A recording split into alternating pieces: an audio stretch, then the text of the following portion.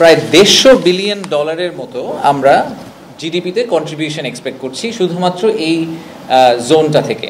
এটাকে আমরা একটা কমার্শিয়াল হাব বলছি। সো আমি এখন থেকে কমার্শিয়াল হাব হিসেবে এটাকে যদি বলে ইউজ করি এই টার্মটাকে, যে এই কমার্শিয়াল হাব থেকে আমরা $150 বিলিয়ন জিডিপি কন্ট্রিবিউশন এক্সপেক্ট করছি, যেটার মধ্যে প্রায় $16 থেকে $18 বিলিয়ন হচ্ছে ইম্পোর্ট সাবস্টিটিউশন, যে আমাদের ফরেন কারেন্সিতে রিজার্ভে একটা সেভিংস হবে।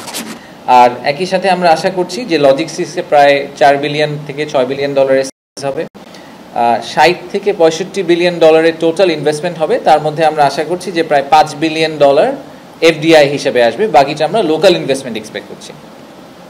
আর ফাইনালি প্রায় 1.5 লাখ লোকের কর্মসংস্থান ডিরেক্টলি আমরা এক্সপেক্ট করছি, ইনডিরেক্টলি সব মিলিয়ে প্রায় 25 লাখ লোকের কর্মসংস্থান আমরা আশা করছি এই এলাকা থেকে হবে। Beginning of a very very long term plan, but আমরা যদি এটাকে সফলভাবে করতে পারি, আসলেই বাংলাদেশের চেহারা বদলানোর জন্য সবচেয়ে বড় ইনগ্রেডিয়েন্ট হিসাবে আসলে এই মহেশখালী ইন্টিগ্রেটেড ডেভেলপমেন্ট এরিয়াটা করতে পারেন। তো 4টা পিলারের উপর বেস করে আমাদের এই ডেভেলপমেন্টটা কাজ করছে। প্রথম পিলারটা হচ্ছে পাওয়ার অ্যান্ড এনার্জি। আপনারা সবাই জানেন যে আমাদের পাওয়ার জেনারেশনে একটা অনেক বড় অগ্রগতি হয়েছে, কিন্তু এখনও আমরা এক্সপেক্ট করছি যে আমাদের পাওয়ার জেনারেশনে আরও রিকোয়ারমেন্ট তৈরি হবে এবং এসব ইন্ডাস্ট্রিয়াল পার্ক হলে আরও বেশি তৈরি হবে। তো প্রথম যে প্ল্যানটা করা হয়েছিল 2018 সালের দিকে, তখন কোল বেসড একটা প্ল্যান করা হয়েছিল যে প্রায় 10 গিগাওয়াটের মতো কোল ফায়ার পাওয়ার প্ল্যান্ট হবে। তো এখন একটা অলরেডি প্রায় 1 গিগাওয়াটের মতো কোল ফায়ার পাওয়ার প্ল্যান্ট হয়ে গেছে, সেটা তো হয়েই গেছে, বাট এরপরে আর আমরা কোনো কোল করব না। সো আমরা চিন্তা করছি যে আমরা এর পরের যে পাওয়ার জেনারেশন এই এলাকাকেই শুধু পাওয়ার সার্ভ করবে না, সে সমগ্র চট্টগ্রাম রিজনকে পাওয়ার সার্ভ করবে। এরকম আইদার আমরা গ্যাস ফায়ার পাওয়ার প্ল্যান্ট অথবা নিউক্লিয়ার পাওয়ারের দিকে চিন্তা করতে পারি। সোলার করার মতো আমাদের হয়তো এত হাই ভ্যালু ল্যান্ডে আমাদের জন্য লজিক্যাল নাও হতে পারে, যেহেতু এই জায়গাটা একেবারেই সমুদ্র বন্দরের পাশে, তাই আমরা কম জায়গা নিয়ে কিভাবে অনেক পাওয়ার জেনারেট করা যায় এই ধরনের পাওয়ার সোর্সের কথা চিন্তা করব।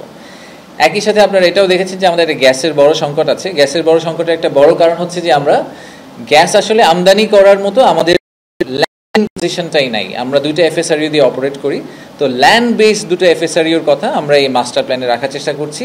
তার মানে যখন এই জিনিসটা চালু হয়ে যাবে তখন বাংলাদেশের গ্যাস আমদানির মূল কানেক্ট পয়েন্টটাই আসলে হবে মাদারবাড়ি মহেশখালীর এই অঞ্চলটা। সো এটা হচ্ছে আমাদের প্রথম পিলার, পাওয়ারের যে পিলার। দ্বিতীয় পিলার হচ্ছে ডিপ সি পোর্টের পিলার। ডিপ সি পোর্ট তো I think is self explanatory. আমাদের এখন যে পোর্টগুলো আছে সেগুলো সবগুলোই আমাদের আইদার রিভার পোর্ট অথবা যেখানে বড় জাহাজ আসতে পারে না, যে জাহাজগুলোয় আমাদের এখান থেকে মালামাল নিয়ে স্ট্রেট ইউরোপ বা আমেরিকা চলে যেতে পারবে। সো সিগনিফিকেন্টলি একটা কস্টিং সেভিংস আমরা এক্সপেক্ট করছি, এবং একই সাথে আমাদের যে টোটাল টাইম লাগবে আমাদের গুডস মুভ করার জন্য সেখানে একটা হিউজ অ্যাডভান্টেজ আমরা পাবো। তৃতীয় যে পিলারটা সেটা হচ্ছে ম্যানুফ্যাকচারিং।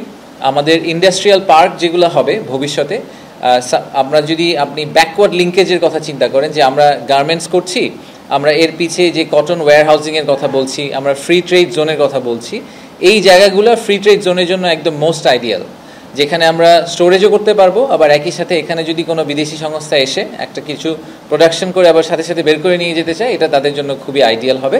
সো আমরা এক্সপেক্ট করছি যে মেজর ইন্ডাস্ট্রিয়ালাইজেশন, একদম অয়েল রিফাইনারি থেকে শুরু করে all the way to end কাস্টমারে যে আমরা গুডস সার্ভ করি সেগুলোর জন্য আমরা একটা বড় জায়গা ওখানে ইয়ারমার্ক করা আছে।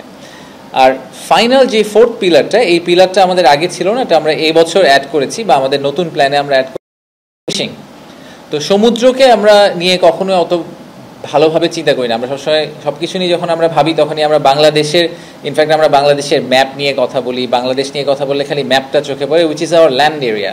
বা যে হিউজ বে অফ বেঙ্গল আমাদের আছে, যেখানে আসলে হিউজ পরিমাণ রিসোর্স আছে, ব্লু ইকোনমিতে অনেক কিছু করার সুযোগ আছে, starting from deep sea fishing all the way to fish processing বলি, শিপ বিল্ডিং বলি, এই সব ক্ষেত্রেই শিপ রিপেয়ারিংয়ের কথা বলি, এই সব ক্ষেত্রেই আসলে আমাদের অনেক বড় একটা সুযোগ আছে। এবং সেই কারণে আমাদের এই কারণে তানজিম ভাইকে নিয়ে আসা হয়েছে যে আমরা ক্যাটাগরিক্যালি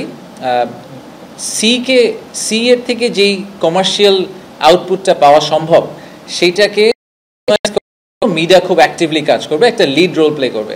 সরকারের অনেকগুলো সংস্থা এটা নিয়ে কাজ করে, বাট আলটিমেটলি যেটা হয় যে সংস্থারা আলাদা আলাদা যেহেতু রোল প্লে করে, ইভেনচুয়ালি কোনো আউটপুট আসে না।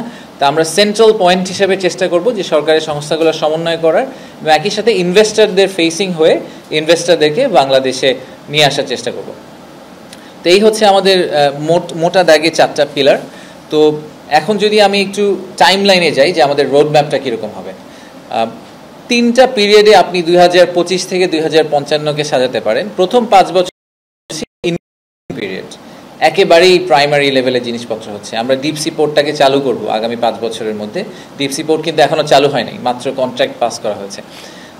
একদম ফাউন্ডেশনাল যে ডেভেলপমেন্ট, কিছু পাওয়ার হাব, কিছু রেল কানেক্টিভিটি, এগুলো আমরা প্রথম 5 বছরের মধ্যে করে ফেলার চেষ্টা করব।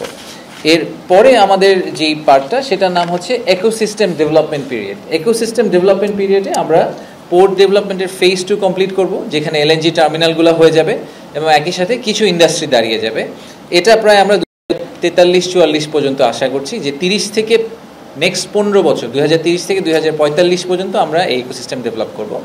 আর ফাইনাল যেই ফেজটা, যেটাকে আমরা ডাইভার্সিফিকেশন ফেজ বলছি, 2045 থেকে 2055, তখন আমরা একটা ট্যুরিজমের কথা চিন্তা করতে পারি, ইকো ট্যুরিজম। এবং ইভেনচুয়ালি যেটা হবে, কক্সবাজার আর মহেশখালী কিন্তু এক হয়ে যাবে। এই মহেশখালী এক্সপ্যান্ড করতে করতে কক্সবাজারের ভিতর ঢুকে যাবে, কক্সবাজার এক্সপ্যান্ড করতে করতে মহেশখালীর ভিতর ঢুকে যাবে। So you can imagine this as a holistic school, hospital, full town, একটা কমপ্লিট নতুন